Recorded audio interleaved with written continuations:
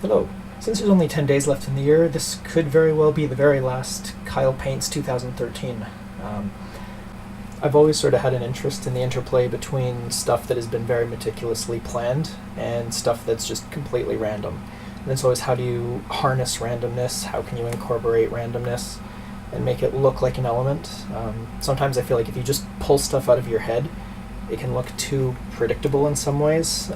It's kind of hard to explain. Just certain angles, certain shapes, certain perspectives, they're just very...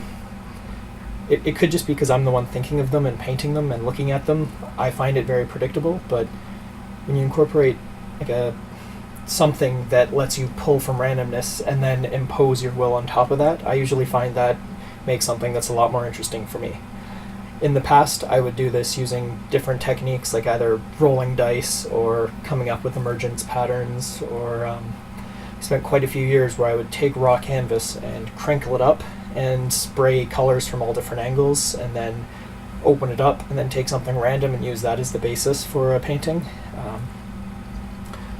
But lately it's more, I guess, being more informed by photography. So what I do a lot these days is I'll put on a very wide angle lens that gives me just a very, very bizarre perspective. I find 14 millimeters on a full frame is just, it's just strange. I find myself not used to seeing things that wide.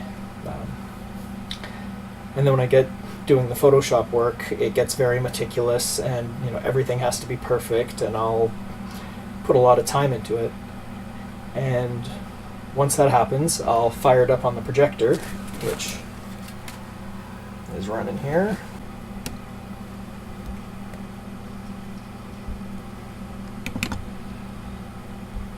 So I'll have this image that I've spent a ton of work on, and it's very meticulously organized, and the piece of canvas that I have and the aspect ratio, it's different. So I'm just gonna zoom and crop and do whatever. Alright, so there's lots of different ways I could approach this. The original image is very much a symmetrical composition with that main element sort of running down the center. And I spent many hours just meticulously working at this digital collage to get it to look the way I want it to. But now that I realize it doesn't quite work, I'm just kind of gonna wing it. Like, well, do I want it centered? Do I want it offset this way, so it's got that big red element? Offset this way? I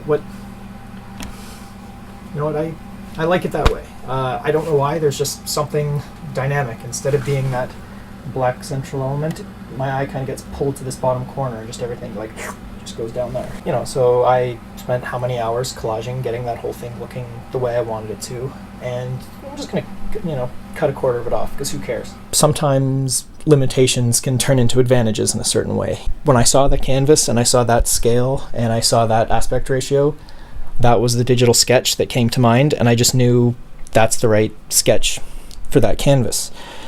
Sometimes I'll go through and go through all the sketches and just find one until I find the image that just looks right at that scale and that shape. It's kind of funny. You spend a lot of time to make one decision, and then the next one is just 3 seconds. Yep, that looks good. But you know what? That's how it goes. It's just some things are meticulously planned out, and some things you just wing it. There's the furnace. So this video's over. Goodbye.